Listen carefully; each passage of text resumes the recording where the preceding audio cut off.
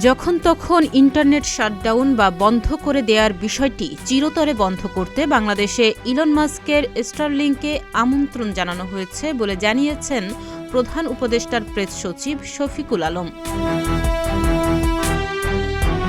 মঙ্গলবার ফেসবুকে নিজের অফিসিয়াল ভেরিফাইড পেজে এ নিয়ে এক স্ট্যাটাস দেন তিনি। স্ট্যাটাসে প্রেস সচিব লেখেন, ইলন মাস্কের স্টারলিংকে বাংলাদেশে আমন্ত্রণ জানানো এবং চালু করার মূল কারণ হল যখন তখন ইন্টারনেট বন্ধ করা বা শাটডাউনের বিষয়টি চিরতরে বন্ধ করা।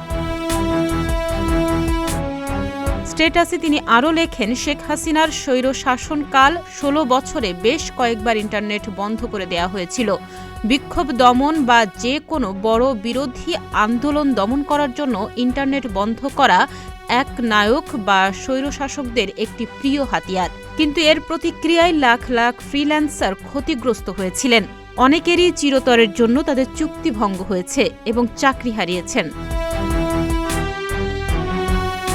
সবশেষে প্রেস সচিব লেখেন, বাংলাদেশের বাজারে স্টারলিংকের আগমনের অর্থ হল ভবিষ্যতে কোনো সরকার ইন্টারনেট সম্পূর্ণরূপে বন্ধ করতে পারবেন না। অন্তত বিপিও ফার্ম, কল সেন্টার এবং ফ্রিল্যান্সাররা কখনো ইন্টারনেট বন্ধ করার হুমকি বা নতুন কোনো প্রচেষ্টার শিকার হবেন না।